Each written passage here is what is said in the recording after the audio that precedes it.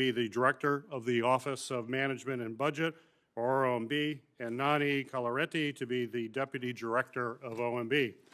Before I give my opening remarks, I will defer to my colleague, Senator Leahy, and later to Senator Sinema, both of whom will be introducing Ms. Young. Senator Leahy, welcome before the committee. It's good to see you, and you are now recognized for your introduction. Well, thank you, Mr. Chairman. And, you were fortunate you have two wonderful nominees here before you, but let me speak of one whom I've known for years, Shalanda Young, the President's nominee to be Director of the Office of Management and Budget. President Biden could not have chosen a finer nominee. It was only 11 months ago that I introduced her before this committee when she was nominated to be Deputy Director, and then she was confirmed for that position by a bipartisan vote of 63-37. Since then, she's been working as Acting Director. She helped shape the administration's budget priorities. She's worked closely with Congress, responding multiple fronts to the COVID-19 pandemic. Under her leadership, critical aid's been given to states after devastating hurricanes and wildfires. She's been at the helm to help implement the bipartisan infrastructure law that's benefiting cities and states across the nation.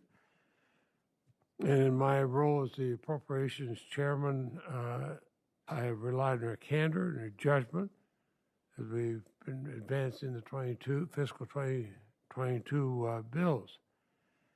Now, she's done all that in between. On October 31, 2021, she gave birth to a beautiful baby girl, Charlie Marcel. And if juggling all that does not prove she's more than qualified for the job, I'm not sure what would. I first got to know her when she worked for the House Appropriations Committee, and she served in the committee for nearly 15 years, 4 of those as staff director. And she helped craft all the budgets. But let me just tell you one story. And I told her when I introduced her, she helped end the longest federal shutdown in U.S. history. The final deal that brought that to the end was a 35-day government shutdown.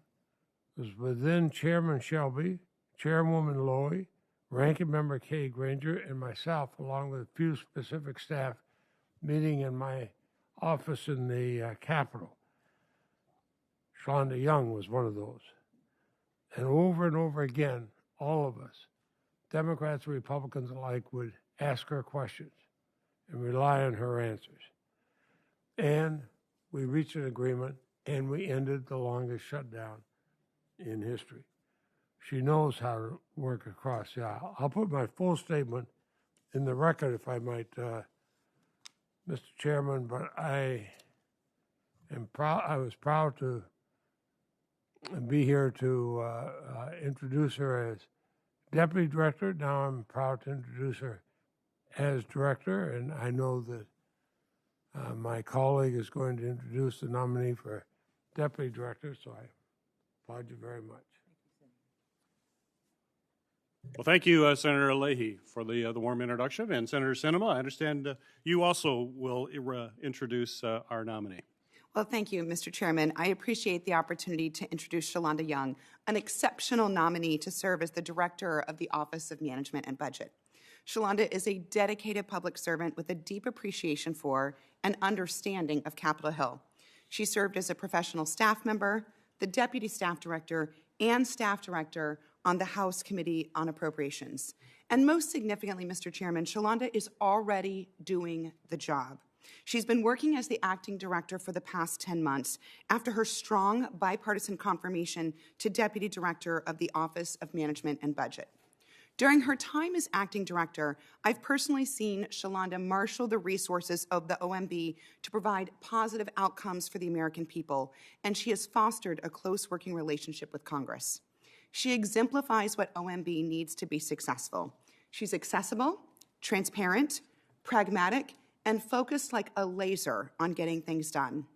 No effort better highlights these attributes than her personal and persistent engagement with the Senate Group of 10 during our negotiations that resulted in the Bipartisan Infrastructure Investment and Jobs Law.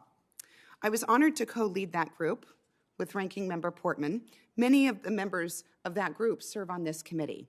We crafted the historic infrastructure law with a commitment to fiscal responsibility and delivering tangible results for the American people, and Shalanda was instrumental in our success. She listened to our group, she helped us problem solve, she helped us find solutions. She was incredibly honest and never hedged or gave excuses for why something couldn't be done. And she placed a premium on access, working with each federal agency to ensure that our group made decisions based on the best and most accurate information possible. Shalanda's work on our bipartisan infrastructure law extended beyond pay-fors and coordination with federal agencies. She was also instrumental in bringing different factions of the federal government together to ensure the Federal Permitting Reform and Jobs Act was included in our final legislation. As a result, our nation has improved and made permanent a system that shortens permitting timelines without compromising public protections, which has further expanded jobs and business opportunities in communities across the country. Without Shalanda's dedication to our effort, the bipartisan infrastructure law would not be providing historic investments in Arizona and all of our states that we're seeing today. You want to do it right now? Shalanda is a proven leader. She's the right person for the job, and I look forward to supporting her and moving her nomination forward. Mr. Chairman and other members of the committee, I strongly recommend Shalanda for this position, and thank you again, Mr. Chairman, for allowing me the opportunity to participate in introducing my friend, Shalanda Young. Well, thank you, Senator Sinema, for that introduction. Ms. Young and Ms. Coloretti, welcome to each of you and to your friends and to your families who are joining us here today for this hearing. Congratulations on your nominations, and I'm grateful for your previous service to the American people and for your willingness to take on these new, very critical roles.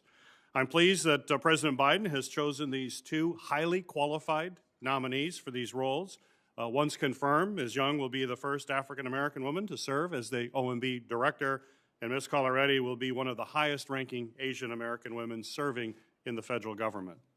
And there's no question that both of these nominees are extremely well prepared to meet the needs of the American people. Our nation has seen significant challenges in recent years. The two nominees before us today will be critical to the Biden administration's ongoing efforts to improve the lives of Americans all across our nation by developing and implementing the President's policy agenda and budget across every single part of the federal government. You will not only be instrumental in coordinating and implementing actions to overcome the ongoing public health crisis, but also aiding the administration's efforts to tackle other looming challenges such as cyber attacks and climate change, all while supporting the federal workforce who will be executing these policies. You will also help ensure that the federal government is effectively and efficiently using taxpayer dollars. There's no question the roles that you have chosen are challenging. However, I'm confident that both of you have the expertise, the dedication, and public service experience to successfully serve the American people. Ms. Young, I've enjoyed working with you over this past year to help move our nation forward, and I'm eager to hear more about how you and Ms. Coloretti will continue working with this committee to take on the remaining challenges that we face. With that, I'll turn it over to Ranking Member Portman for your opening comments. Thank you, Mr. Chairman. I appreciate it. And to Ms. Young, to have the Senate President Pro Tem and Appropriations Chair, Senator Leahy, introduce you was a good move. High stature. And then Senator Sinema's comments, I, of course, respect greatly because we did work closely together on the infrastructure legislation, and we do appreciate the work you did sometimes to knock heads and be sure that federal agencies worked with us to come up with better policies, including on permitting reform. I appreciate both of you for your willingness to serve, and these are critical roles. As a former OMB director, I have a particular soft spot for OMB and its importance, not just within the federal government, but in terms of its external role as well. I think it's really important that the OMB Director and Deputy Director have the ability to work with members of Congress. It's so tightly connected to the congressional appropriations process and authorizing committees like ours. In fact, no more important than the Homeland Security and Government Affairs Committee. It's also important that you have an understanding and appreciation of a multiple range of issues, because OMB gets involved in every single policy issue and obviously plays a huge role in the regulatory environment, and through OIRA plays a huge role in, again, working with Congress on regulation. So this is an important one. We want to have a thorough vetting today and be sure that we're getting into all the issues. It's also a really important time for us to come together as a country. We've got plenty of crises facing us. What's going on in the border? We just heard about some immigration challenges this morning in an earlier hearing. But with regard to COVID, you know, everything, including the raging inflation we're now facing, to obviously the healthcare crisis it creates, my concerns about what it's doing in terms of the opioid crisis, which is worse than ever in terms of overdose deaths, mental health challenges. So there's lots of issues right now where OMB is going to play a critical role. On the CR deadline, which is looming just a few weeks from now, again, OMB is going to play the key role in the administration to figure out how we move forward with Senator Leahy and Senator Shelby and others. I hope that we can get beyond these CRs and get into actual appropriations. We'll talk about that today, I'm sure. Ms. Young, you and I have gotten to know each other. I appreciate the conversations we've had over the course of the last year since you last appeared before this committee. As the Deputy Director and Acting Director simultaneously, you've had plenty on your plate. Ms. Coloretti, I look forward to talking with you today regarding your qualifications for the Deputy Director slot. I'm interested to hear how your time as Deputy Secretary of HUD and Assistant Secretary for Management at Treasury have prepared you to tackle some of these challenges that we talked about a minute ago that OMB faces. So, Chairman, I hope we can work together to address many of these challenges, to get this inflation under control, get folks safely back to work, back to school. If confirmed, the two of you would play an important part of that effort. So, Ms. Young and Ms. Coloretti, look forward to hearing your thoughts today and the critical role that OMB is going to play. Thank you, Mr. Chairman. Thank you, Ranking Member Portman. It's the practice of the Homeland Security and Governmental Affairs Committee to swear in witnesses, so if both of you would please stand and raise your right hands. Do you swear that the testimony that you will give before this committee will be the truth, the whole truth, and nothing but the truth, so help you God? Thank you. You may be seated. Well, Ms. Young, you have already been very efficiently and effectively introduced by two of my colleagues, so you may now proceed with your opening remarks. Thank you, Mr. Chairman, Chairman Peters, Ranking Member Portman, members of the committee. I'd like to begin by thanking Senator Leahy and Senator Sinema for the kind remarks. The great thing about getting to do this job the last year is getting to know senators on both sides of the aisle and strengthening the bonds that I started in the House for my nearly 15-year career. So I really want to thank both of them for those remarks, and I will promise to live up to those if confirmed. So I really appreciate it. I also want to thank my family. My father's here with me.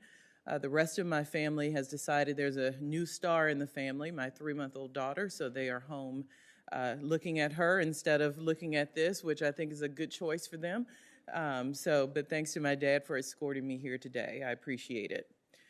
Thank you for the opportunity to testify as President Biden's nominee for Director of the Office of Management and Budget. It's been my honor to serve as the Acting Director over the last 10 months. I'm grateful to the President for putting his trust in me as his nominee for this important job. When I first came before this committee last March, I told you a little about my experience growing up in rural Louisiana. I talked about my years leading the House Appropriations Committee as its top staffer, serving this institution that I care about so deeply. And I made a commitment to you that I would focus my service at OMB on restoring regular order, partnering with Congress in a spirit of bipartisanship and mutual respect, and delivering results for the American people. Over the past 10 months, I have kept that commitment, working alongside the extraordinary team at OMB and with members of this committee from both sides of the aisle. I'd like to briefly highlight just 5 of OMB's accomplishments and achievements that showcase what our team is capable of with the partnership of the Senate and this committee in particular. First, together with Congress, we delivered crucial disaster relief funding for communities across the country, not only to respond to Hurricane Ida and last year's devastating wildfires, but to address unmet recovery needs from Hurricanes Laura and Delta. Working with FEMA, we announced nearly $5 billion last year to help communities prepare for and respond to extreme weather events.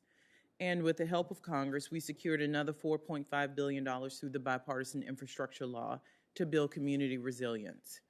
Second, we worked with members of both parties to develop and enact the bipartisan infrastructure law you've heard some of the members talk about here today, including permanently authorizing the FAST 41 law, something I committed to helping get done during my confirmation hearings in March. And OMB is focused on implementing this law with the highest level of effectiveness and accountability. Third, we stood up a new Made in America office that has already facilitated billions of dollars in new purchases to support American manufacturing. The office has brought unprecedented transparency to the waiver review process, important progress that matters to many of us in this room.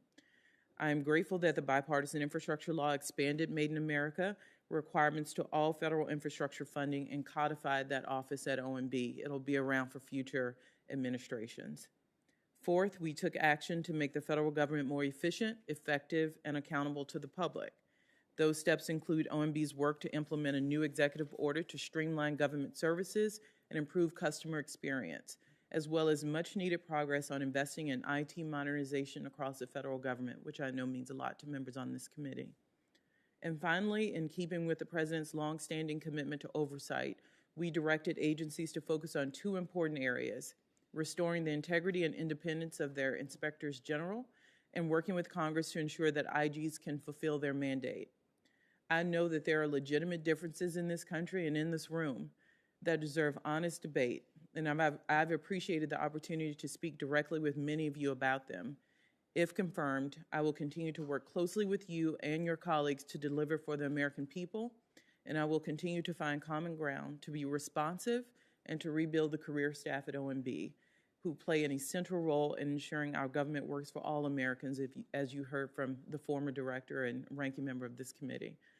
Chairman Peters, Ranking Member Portman, and other members of the committee, thank you again for allowing me to appear here today, and I look forward to answering your questions. Well, thank you, Ms. Young, for your opening statement. I'll now turn over to Senator Padilla to welcome and to introduce our second nominee, Ms. Coloretti. Senator Padilla. Thank you, Chairman Peters and Ranking Member Portman. Proud to introduce President Biden's outstanding nominee for Deputy Director of the Office of Management and Budget. Nominee Coloretti is a lifelong advocate for economic opportunity and the needs of working families. She spent more than a decade of her career as a public servant in the city and county of San Francisco, rising to become San Francisco's budget director in the office of then-Mayor Gavin Newsom. Ms. Coloretti is an experienced leader in the federal government as well. She joined the Treasury Department in 2009 as the Deputy Assistant Secretary for Management and Budget. In that role, she helped to shape the newly created Consumer Financial Protection Bureau. Her record of success led to her appointment as an Assistant Secretary for Management at the Treasury Department, where she oversaw and modernized a workforce of hundreds of public servants managing our economic recovery at that time. In 2014, President Obama nominated Ms. Coloretti to serve as Deputy Secretary of Housing and Urban Development. She drew on her long history in local government to improve public housing through community partnerships, prioritizing equity at the same time. She currently serves as Senior Vice President at the Urban Institute. Ms. Coloretti is an insightful advocate for public policies that will help more families realize their American dreams. She's a proven, skillful manager, an empathetic leader, and she's highly qualified to support the critical work of the executive branch as Deputy Director of OMB. And I urge the committee to support her swift confirmation. Thank you, Mr. Chairman. Well, thank you, Senator Padilla. And welcome, Ms. Coloretti. Welcome to the committee. You may proceed with your opening remarks. Thank you, Chairman Peters, Ranking Member Portman, and distinguished members of the committee. It's a privilege to come before you as President Biden's nominee for Deputy Director of the Office of Management and Budget. I'd like to thank members of the committee for considering my nomination and the many members who took time to speak with me before this hearing. And thank you to Senator Padilla for those kind words of introduction. I'd also like to thank President Biden for putting his confidence in me and nominating me to this position. And it is a great honor to be sitting here alongside my esteemed potential future colleague, Shalanda Young. I'm honored and humbled by this nomination. I'd also like to recognize my husband of 24 years, David Goldstein, who is here with me today, and my son, Kaleo Goldstein Coloretti, who's supporting me virtually from college. And I'd like to thank the many family members and friends watching this hearing from Hawaii to the East Coast. Finally, I'd like to recognize my parents, Tony and Marie Lonnie Coloretti, who both passed away over 5 years ago. It's through their sacrifices that I'm able to sit here today. My mom and dad both had immigrant parents who came to America in search of a better life for themselves and for their children. My parents worked hard to support me and my 4 sisters. My mom was a preschool teacher and later a home-based childcare provider, and my dad worked in restaurants and on cruise ships. Later on, I would also work in restaurants, which, along with federal student loans and Pell Grants, helped me finance my education. My parents taught me to focus on hard work and education, as well as the importance of curiosity and empathy. It is from them that I developed a passion for service and a commitment to expanding opportunity for all. I come before you today as a public servant and leader with over 25 years of experience in the federal, state, and local government service, and also in the private and nonprofit sectors. Much of my work has focused on helping deliver better outcomes for people, families, and taxpayers. In fact, my first federal service was as a program examiner at the Office of Management and Budget many, many years ago. I know firsthand that OMB has a critical role to play in implementing the President's priorities, touching every spending and policy decision in the federal government, and collaborating across agencies to deliver results effectively and efficiently.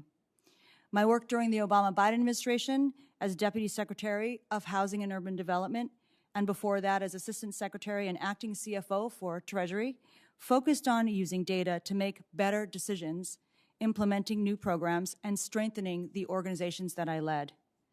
At HUD, I managed the department's day-to-day operations, facilitated cross-cutting policy and regulatory issues, and oversaw a $45 billion budget and approximately 8,000 employees. As Treasury's Assistant Secretary for Management and Acting CFO, I helped stand up the new Consumer Financial Protection Bureau and helped create Treasury's quarterly data-driven decision framework to prioritize projects, align resources, and measure progress. I also understand how policy and budget decisions made in Washington, D.C. affect the local government, having worked in San Francisco for 10 years.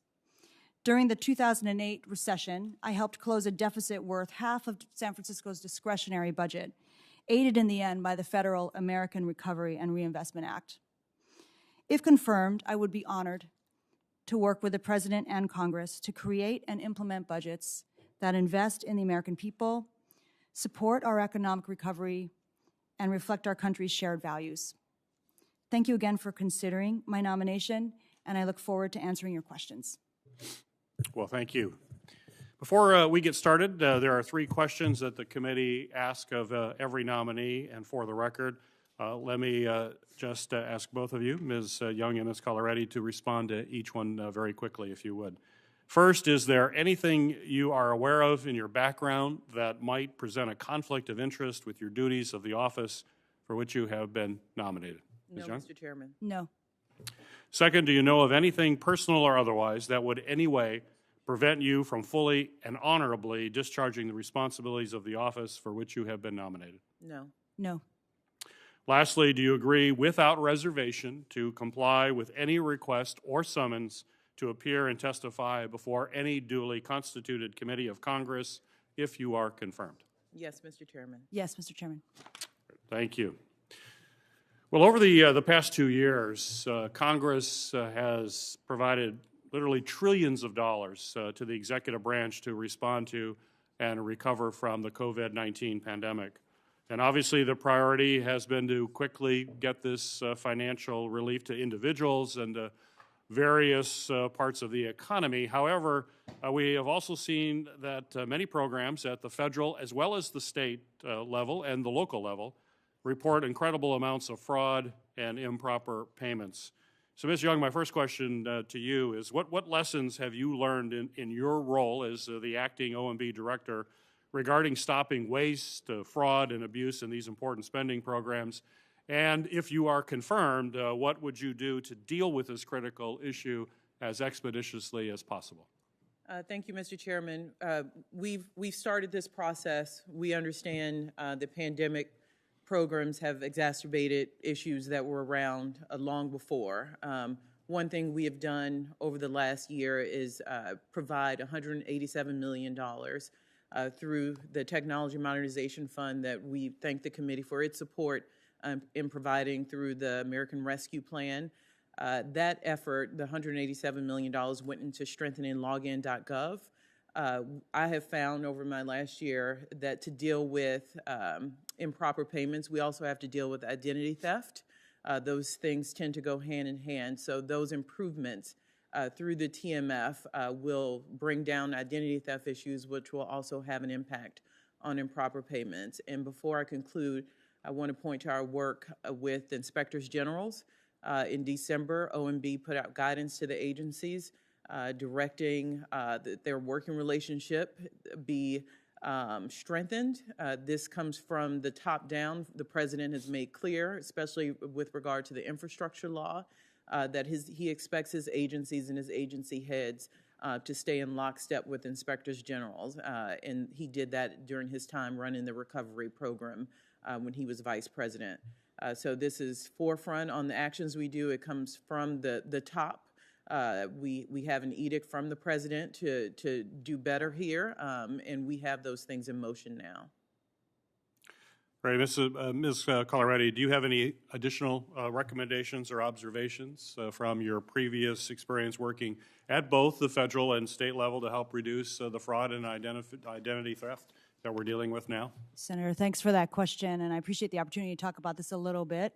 I'll say that there was a lot of effort put into post the Recovery Act, the ARA, to strengthen our data systems. Some of that work that I worked on led to the Data Act, and I do think its implementation will help as well sort of combat fraud. The role of the OMB plays in the Safer Federal Workforce Task Force is incredibly important, not only to implementing measures to keep federal employees and their families and their communities safe in the face of this ongoing pandemic and the challenges it presents, but also to ensure that critical services to constituents across the country continue to operate as effectively as possible and without interruption.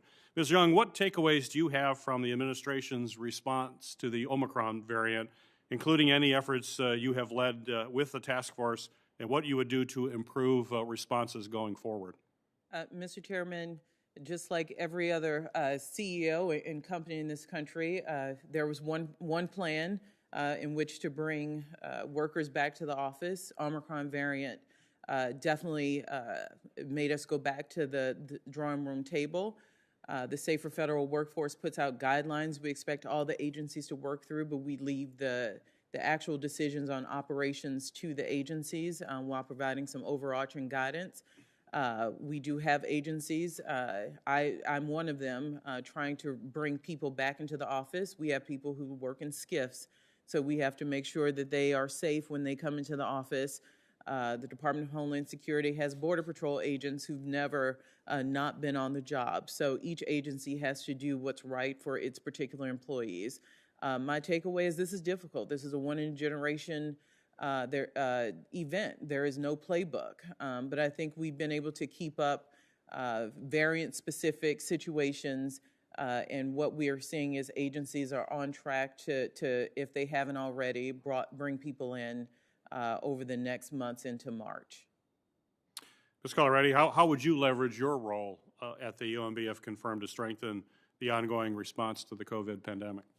Thank you for that question, Senator. I would say my role would be to help support the efforts that are already underway, both in collaboration with Acting Director Shalanda Young, or hopefully Director Shalanda Young, and the Deputy Director for Management across all agencies to make sure that they are putting worker safety first, but also continuing to operate the federal government as it needs to be operated. Over the last year, the administration released 2 executive orders, one focused on information technology modernization and cybersecurity, and a second on customer experience. Both assign the OMB with several important tasks that push federal departments and agencies to adopt modern IT and cybersecurity solutions that improve citizen services at the same time. Ms. Young, how are you working with agencies to ensure budgets for fiscal year 23 and beyond are going to incorporate modern cybersecurity solutions and also help the government recruit top digital and top cybersecurity talent into the government? So thanks to you and your work and many members of this committee, we received $1 billion in technology modernization funding. I worked on this issue for many years on the appropriations side. That level of resource had not been achieved before that historic amount. We have, I think, a dual mandate to go fast enough to deal with these legacy systems that are at risk from cyber threats that attack us every day, but also to get this right. We have to show that the TMF is a model that works. We have tried to be flexible in the repayment from agencies. Many of them have stretched budgets, but it is important to show so we can show to Congress that it is deserving of additional resources. So you have seen TMF in the budget request last year. My guess is you will see it again, but we also have to show you and your colleagues that it is those are resources worth investing in, and we cannot have these IT systems that constantly leave the American people's information at risk. It really does degrade the trust people have in their government. Well, thank you, Ms. Young, for your constant efforts in this area. Ranking Member Portman, you are recognized for your questions. Thank you. Deficit reduction. Nobody wants to talk about it much anymore, but it's incredibly important, and as a percent of our GDP, our debt continues to grow, which is very concerning to me and to a lot of economists who look at where we're headed as a country. And OMB is where deficit reduction should start. You know, that's the entity that is supposed to say no when federal agencies and departments come to you for increases in their budget, and when the entitlement programs are at risk. You know, you should be the ones to, in my view, be the guardians of some fiscal restraint. And so along those lines, during COVID, we had to spend a lot of money, and there were 5 bills passed in the Trump administration, and of course the massive legislation, $1.9 trillion, the largest bill ever passed by Congress, biggest appropriation ever, roughly a year ago. I'm wondering, as we now work through COVID and we have all these programs in place, whether it's time to start focusing on those deficits. CBO recently projected that deficits would be 13.4% of GDP for fiscal year 2022. Wow. That's concerning. So what are your views about that? Ms. Young, I'll start with you. Is it time for us to focus again on deficit reduction now that we are getting to the point where we have put in place huge amounts for COVID and we're making progress with regard to the latest COVID variant? Thank you, Senator Portman. We may disagree on some of the particulars of the President's budget sent up earlier this year or even future ones, but something this President is very serious about, and I hope you take some solace in this as we look at deficit and debt reduction, is he showed a path to pay for and offset all of his permanent proposals. I worked on the other side of budgets for many years over several administrations. That was a novel idea, that we should offset our permanent proposals. We may not agree on those offsets, But the president did put forward a proposal that did that.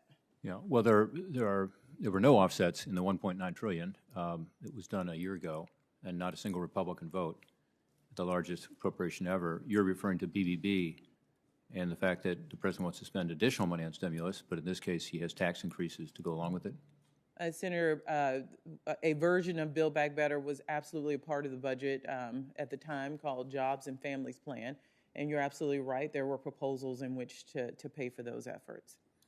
I would note that I agree with former Secretary of the Treasury, Larry Summers, and many other economists who said at the time a year ago that adding that kind of stimulus at a time when the economy was growing, which it turns out they were right, it was growing and has grown, would cause inflation that would be devastating for families across our country, and we're seeing it.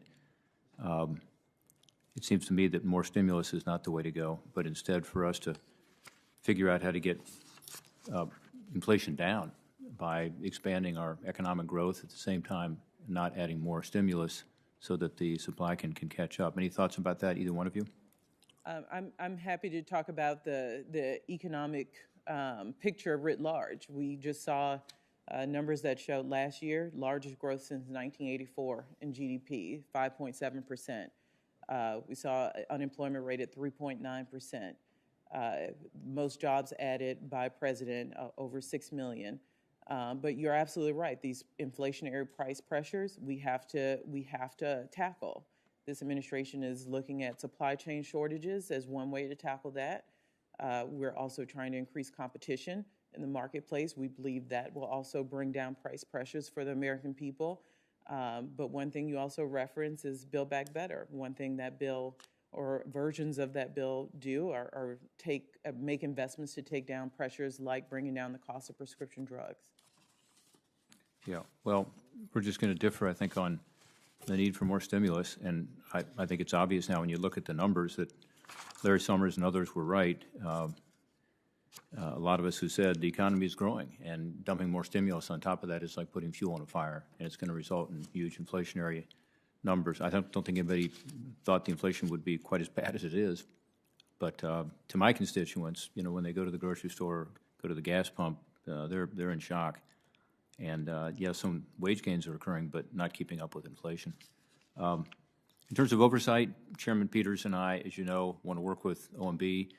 We sometimes make requests for documents, and as you know, I'm frustrated that our documents requests related to the administration's response to COVID-19 have not been forthcoming. Almost a year ago in March, we sent the request. We've received a few, mostly already public documents in response. We've also got another request into you for a national security-related document. That was in September. I know you're aware of these because we've talked about them, Ms. Young. Can you commit to producing these documents in the next couple of weeks? Senator, I believe you hopefully received ARP balances, and we absolutely commit. We should show you what Congress has provided. And the other report, I promise you I would look into that and shake that loose. If there is another classified report, I'm happy to work with your office. Whatever we can provide, whatever counsel says is available to others, I believe we should be providing that information. Well, we don't have the documents we're looking for yet with regard to COVID-19, so I'll double check on that. But if you can commit today, within 2 weeks, to get us those documents, and with regard to the other topic, we will follow up offline. But again, we're just frustrated that we can't get information as authorizers. We're trying to do the proper oversight, but it's impossible if we don't have the information. Ms. Young, during your confirmation as Deputy Director of OMB, your response to the question that was posed for the record regarding the Hyde Amendment caused me and a lot of my Republican colleagues, all of them in fact, grave concern. The Hyde Amendment, as you know, is a longstanding bipartisan agreement not to allow federal taxpayer dollars to be used for abortions. By the way, it's something that now President, but then Senator Biden supported when he was in the United States Senate. This allows us to legislate much more productively, get things done in the healthcare space, and it's critical for respecting, in my view, the religious and ethical and moral beliefs of so many Americans. I'd like to give you an opportunity to clarify where you stand with regard to the Hyde Amendment. Thank you for that, Senator. One, I commit to following the law of the land. Hyde, some version of Hyde has been the law and carried in appropriations bills since the late 70s. As I've done over the last 10 months and will continue to do if confirmed, follow the law and certainly commit to not trying to weaken the Hyde Amendment if Congress chooses not to remove it from appropriations bills, not try to weaken it or not follow the law in any way. Thank you. Ms. Colretti, where do you stand with regard to the Hyde Amendment? Thanks for that question, Senator. I will follow the law as enacted by Congress and signed by the President. My time's expired. I've got a lot of other questions, and hopefully we'll be able to get to some of those. Thank you, Mr. Chairman. Thank you, Ranking Member Portman. Senator Hassan, you are recognized for your questions. Well, thank you, Mr. Chair and Ranking Member Portman, for holding this hearing. And I especially want to thank Ms. Young for your willingness to continue your service at the Office of Management and Budget, and Ms. Coloretti for your willingness to serve as Deputy Director of the Office of Management and Budget. Ms. Young, let me start with a question to you. I want to express my appreciation to you and your staff for working with me on my bipartisan bill with Senator Braun, which seeks to identify wasteful programs in order to streamline government operations and save taxpayer dollars. Do you commit to continuing to work with me on this bill and on finding ways to better identify wasteful federal spending and work to eliminate it? I do, and thank you for your work on this issue. Thank you. Ms. Coloretti, the Internal Revenue Service operates a 62-year-old tax processing mainframe that no longer supports IRS's mission to process tax documents and refunds in the timely and cost-effective way that taxpayers expect. In fact, I've heard from many Granite Staters who are still waiting to receive their tax refunds from 2019 and 2020. And last week I sent a letter to IRS Commissioner Charles Rettig urging him to swiftly address the current backlog of millions of unprocessed tax returns. Drawing on your experience as the former acting chief financial officer for the Department of Treasury, if confirmed, how will you work with IRS to prioritize investments in technology and expedite its plans to modernize its old and obsolete tax processing mainframe to better serve taxpayers? Senator, thank you for that question. I appreciate your leadership on this issue and just the opportunity to talk about this issue a little bit. I do have experience working with, inside of the Treasury Department, working with the IRS on modernizing their technology. I know that it is decades old and out of date. They did do a big push to try to move people to become more paperless, and that was supposed to help with this time of how long it takes to get your refund and how long it takes to get your tax forms processed. But certainly, if confirmed, I would look forward to coordinating even more with Treasury and the IRS to prioritize their technology and address some of these really difficult problems. And I also look forward to hearing more from you about any ideas that you might have to address this. Well, thank you. I will tell you that it is probably the single largest constituent service category that we have right now, if not the second largest. It's in the top two. And it's really, really frustrating for people, of course, as they're planning. They know how much refund they're supposed to get, for instance, and they're spending hours online trying to reach somebody at the IRS to get clarity. So I really would look forward to working on this with you because I think it's a really urgent issue for the American people. Ms. Young, I want to kind of continue on this theme of customer service because the federal government consistently ranks among the lowest in terms of customer experience across major industries, according to the American Consumer Satisfaction Index. The IRS tax return backlog that we just discussed is a good example of why Americans are frustrated with government services. That's why I partnered with Senator Langford to introduce the Federal Agency Customer Experience Act to gain better insight into customer interactions with the government in order to improve customer experience overall. In addition, as Senator Peters referenced, in December, President Biden signed an executive order directing agencies across the government to improve customer service. How is OMB working with agencies to improve customer experience overall? And in particular, how can the Office of Management and Budget help agencies prioritize technology modernization as a way to meet their customer service goals? Senator Hassan, this is one of the things I'm most proud of over my last 10 months. That customer service executive order was pushed directly from OMB as one of the things we should be prioritizing. Many of these issues you point out can find the source of problem right back to legacy IT problems. So thank you and Senator Langford for your work on this, and we've tried to carry this on through this executive order. But we have designated 35 high-impact service providers that are key to service issues in the federal government as part of the EO. And we push agencies to really give us specifics on things that are accomplishable. If you look at the EO, the first thing I looked at was we are typically very lofty in our aspirations. There are specific things we expect them to deliver on. There are many things that the American people deserve a tax system, you're absolutely right, where they have reliable service. We're used to Amazons now in the private sector, so this disconnect is getting even more wide when you go from government sites to private sector sites. So I look forward to continuing to partner with you.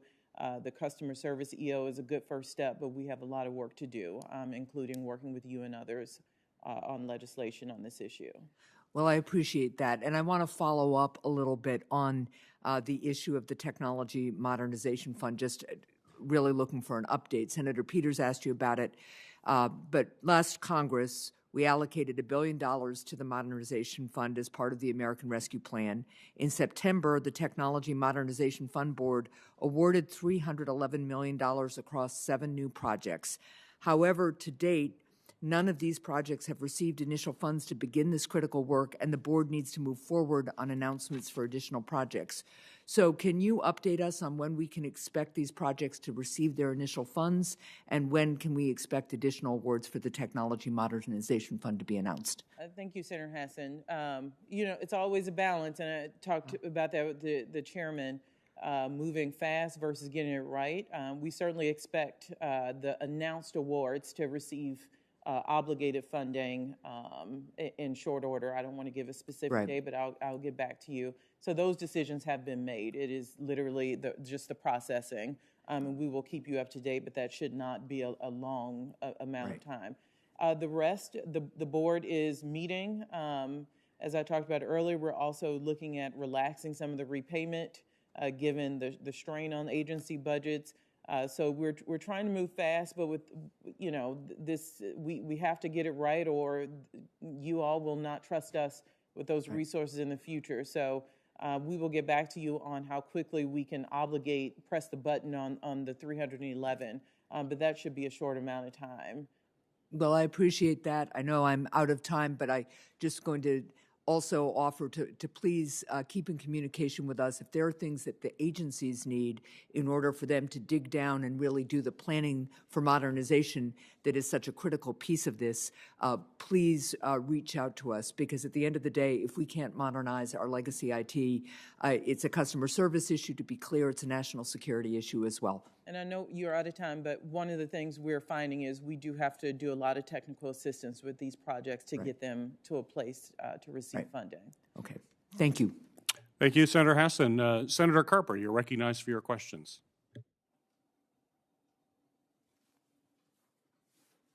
You're on mute, Senator.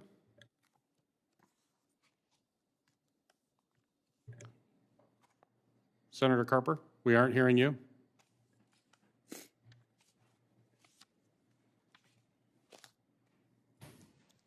Yes.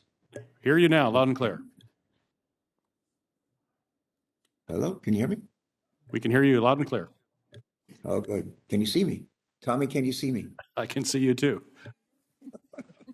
How was that, Jackie? All righty. Good morning, everybody. Welcome to our guests and nominees. Happy that you've been nominated and happy to have the opportunity to spend this time with you today. In March of 2021, OMB issued guidance to agencies regarding the implementation of the Payment Integrity Information Act, a law championed by our chair, by Senator Johnson, and myself, so two other former chairs. It's intended to help agencies cut down on improper payments, as you may know. On December 30th, OMB released updated data on agencies' improper payments. The latest data estimates that government-wide improper payment rate increased from 5.6% to 7.2% between fiscal years 2020 and fiscal 21, driven largely by the surge in emergency spending due to the pandemic. With that said, the longstanding issue of improper payments has totaled nearly, get this, $2 trillion from fiscal years 2003 to 2020. $2 trillion.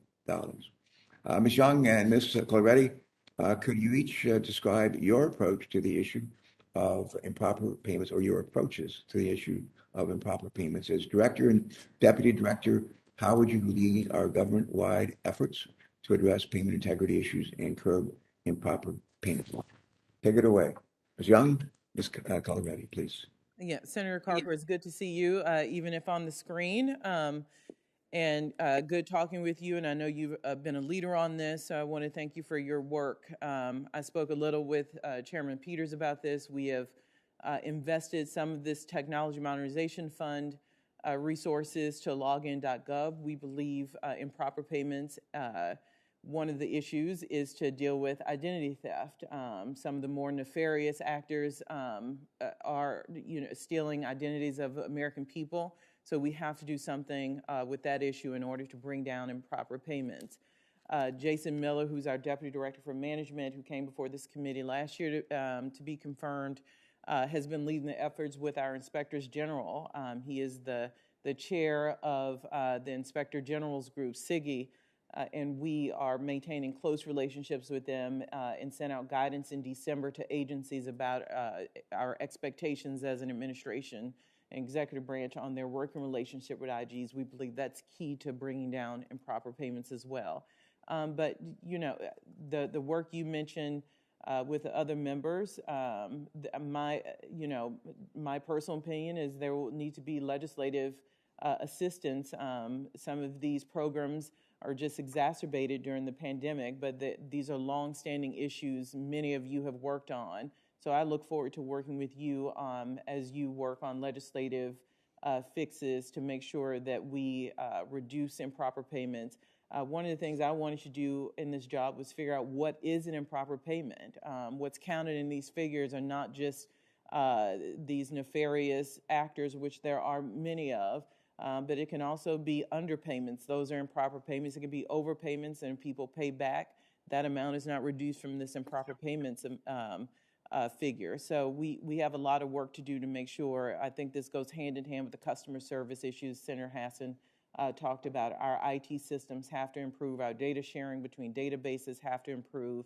And so one more concrete example is we are working with Treasury and Social Security Administration on death data to make sure we aren't paying people who are deceased. And that goes down to simple database sharing, but that's not always done well, and we're committed to working with both agencies to get that right. Thank you. I think when the first set of payments, large payments that we set out when we fell into the pandemic, I think that about $1.4 billion were sent to people who were dead.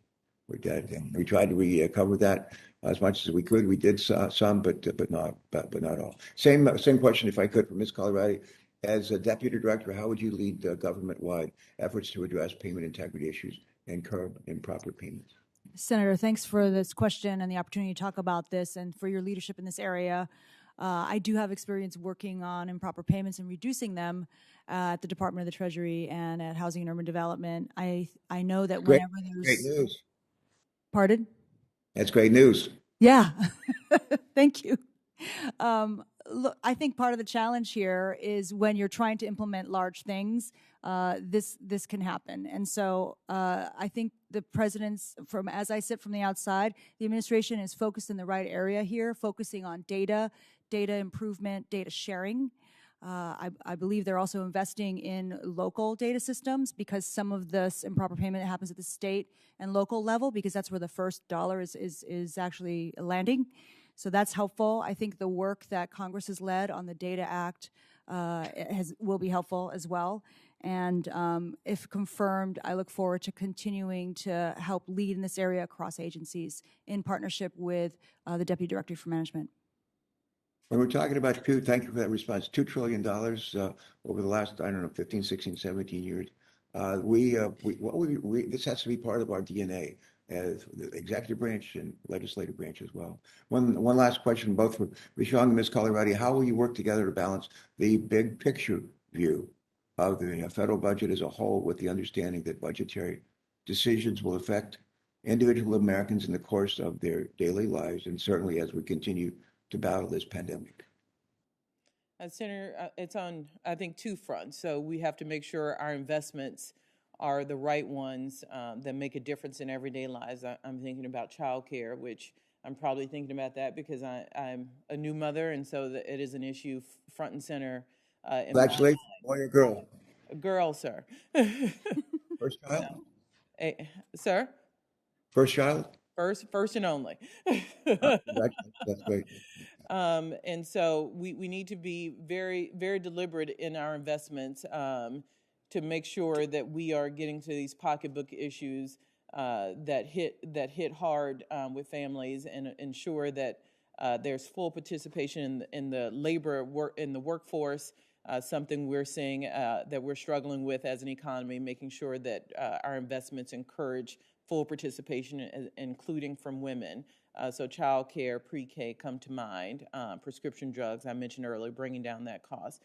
On the other side is to be fiscally responsible.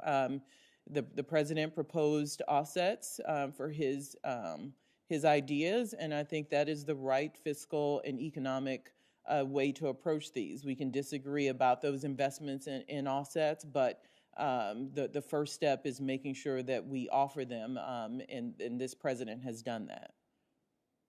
Mr. Chairman, does Ms. Colorati have a few seconds that she could add something as well? I'm happy to add something. Thanks, Mr. Chair and Senator. I just want to express my support for the efforts that have been put forward so far from President Biden and his administration, particularly putting forward a budget that is fully paid for. I think that's a good first step. All right. Thank you both very much. Thank you, Senator Carper. Senator Rosen, you're recognized for your questions.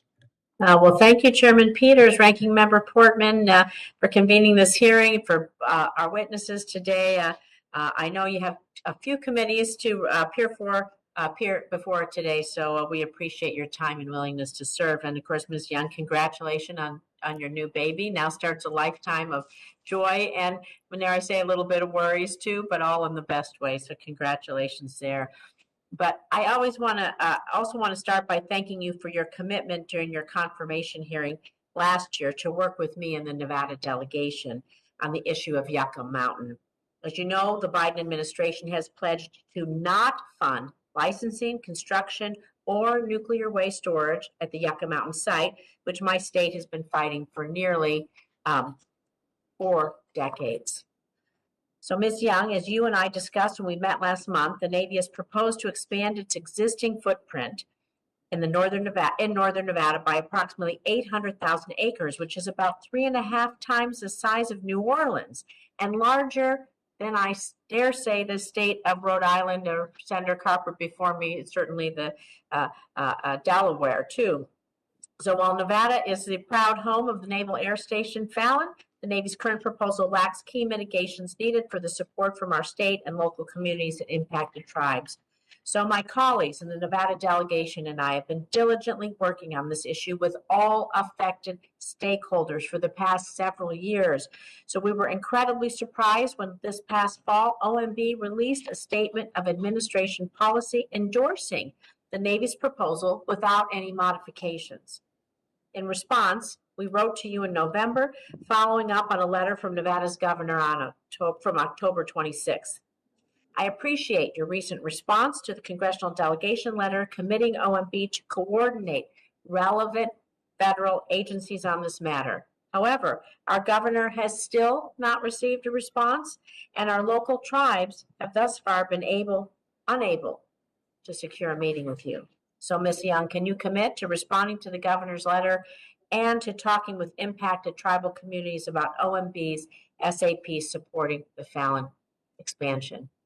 Senator, privately we spoke about this, and publicly you have my commitment to bring together the affected parties. Tribal consultation is not something I take lightly. this administration, this president has doubled down and reminded us of our obligations. And so you have my commitment, and it's something important to me to make sure we do more than lip service with regard to tribal consultation. And like I told you before, the Navy needs to be at the table. And as with a lot of issues, OMB it sits in a place to help coordinate those conversations, and you have my commitment to do that. Thank you. I appreciate that because you do have the unique ability at OMB to do that. So I'd like to be have convened at the meeting with DOD, the Department of Interior, the Nevada delegation, and key state, local, and tribal stakeholders so we can all be in the same room, whether it's Zoom or in person, so we can find a path forward that addresses everyone's needs and concerns. I look forward to working with you on that. I'd like to move on now to a nonprofit security grant program because over the past few years, even in the last few weeks, we've seen dangerous attacks, increase in threats on houses of worship, including the deadliest attack against the Jewish community in modern American history at the Tree of Life Synagogue. Just last month, the anti-Semitic attack at Congregation Beth Israel in Texas. And so to protect synagogues and other houses of worship against terrorist attacks and targeted violence, FEMA's nonprofit security grant program provides grants for targeting and for target hardening and other security enhancements. However, despite demand for grants outpacing their availability in recent years, fiscal year 2022 budget, the administration did not request a specific funding amount for the program. Fortunately, Congress has provided robust funding in recent years. I'm working with Senator Gillibrand, Chairman Peters, Ranking Member Portman, and Senator Langford to ensure that the NSGP is appropriately funded this year. So, Ms. Young, again, if confirmed, will OMB include a specific allocation for the nonprofit security grant program in future budget requests and ensure that the allocation increases to meet the growing needs of the program to keep communities of faith secure? Senator, I have worked on this program since I started on the Appropriations Committee, and that program was $25 million, and I'm proud to help grow that to, I think its current number is $180 million. So you have a partner in me in that program. I believe that the difference between OMB, what OMB does and what Congress does is the way we display what we ask for in FEMA grants, not a lack of commitment or a reduction in amount. So I'm happy to go back with the team and look to make sure what I believe is strong support throughout the administration to make sure that it's clear when we send up a budget. Thank you. I appreciate that. I'm going to ask you one last question. My remaining time, you know, the United States currently faces a critical cyber workforce shortage. We have over 600,000 cyber positions open. Yet OMB has historically viewed cybersecurity education as an activity that's outside the Department of Homeland Security and its mission, and it's resisted congressional support for CISA's successful Cybersecurity Education and Training Assistance Program, or CTAP. As a result, OMB has repeatedly zeroed out funding for CTAP in recent budget requests. Congress has rejected those cuts. We've provided robust funding for CTAP and in the most recent years. And additionally, in 2020, my bipartisan legislation to formally authorize CTAP became law as part of the FY21 NDAA. So again, can we, Ms. Young, if confirmed, can you ensure or will you ensure that OMB includes funding in the future budget processes for CTAP as part of CISA's cyber workforce development efforts? Senator, I'm happy to go back and look at this one. I'm not as familiar with as the nonprofit grants, but you're right. We have to do more to get proper cyber talent into the government, and you have my commitment to work on that issue. Thank you. I appreciate it. I see, Mr. Chair, my time is up. Thank you. Thank you, Senator Rosen. Ms. Young, as you know, addressing issues surrounding PFAS chemicals has been one of my highest priorities as both a senator as well as chairman of this committee. The Environmental Protection Agency recently submitted a proposed rule to OMB, designated PFOA and PFOS, two of the most studied PFAS chemicals, as hazardous substances. My question to you is, will you commit to prioritizing an expeditious and thorough review of the proposed rule so that the EPA can act as quickly as possible to protect communities that are being impacted by these harmful chemicals? I do, Senator, and can I also thank you for your work on this and reminding all of us how important this issue is. So I certainly give you that commitment. Well, I appreciate that. Thank you. Ranking Member Portman, if you have a question or two to wrap this up, this is you're recognized. Great. Thank you, Mr. Chairman. I think we've got no more members here, so I just have a couple of questions to follow up on some of the questions that have already been posed. One with regard to the regulatory aspect of your jobs. Again, this is critically important. Ms. Coloretti, I want to ask you about this. You have some experience, as I said earlier, at HUD and Treasury. How involved were you in agencies' rulemaking processes in those previous roles? Senator, thanks for that question. My role as Deputy Director, Deputy Secretary at Housing and Urban Development was to really shake loose when regulations had conflicts amongst different branches, different parts of HUD. And so I have experience breaking through those log jams on the pathway to regulation. And I know that I have a deep appreciation, as I know you do, for OIRA's role in coordinating the regulatory process, supporting strong evidence-based analyses, and under longstanding requirements of Executive Order 12866. So have an appreciation for that and have done that work both at HUD and at Treasury. You mentioned 12866 and the role that OMB plays through OIRA with regard to rulemaking. I would say it's more than just coordinating, it's really overseeing and often in conflict with the agencies. So it's an incredibly important role and sometimes a difficult role. The administration has proposed modernizing the rulemaking process, as I understand it, including making changes to, since you mentioned 12866, cost-benefit analyses. How do you anticipate the administration will change cost-benefit analyses? Senator, thanks for that question. I am very interested in the effort to modernize regulatory review and have reviewed the executive order and am eager to see what comes of that. And if confirmed, look forward to working with you and your staff and with the staff of the good staff at OMB to meet those requirements, meet those needs. Yeah, I have two concerns. One is I want to be sure OMB continues to focus on reducing the cost of regulations. I think that's part of your role because it's inefficient for the economy and for our opportunities, not just from the federal government, but in our economy generally to grow. Do you regard it as OMB's responsibility to find ways to reduce regulatory costs, yes or no? Senator, I agree with that sentiment. Okay. And then second is my concern that the executive order on modernizing says that we should account for, quote, regulatory benefits that are difficult or impossible to quantify, end quote. What does that mean? Senator, I'm not familiar with that particular part of the executive order. If confirmed, I would certainly want to learn more about it. My understanding, though, as I sit here on the outside, is that though it is an executive order to modernize the regulatory review process, the basic framework and some of the concepts that we're talking about here remain in place. Ms. Young, could you answer that since you were acting during this period? And I am concerned that we don't allow benefits to sort of be developed out of left field and make it more difficult for us to keep regulatory costs under control. Yeah, I mean, Senator, the reason you saw a recommitment to 12866 is we knew that would be a concern once you start talking about modernizing and once we have statements like that.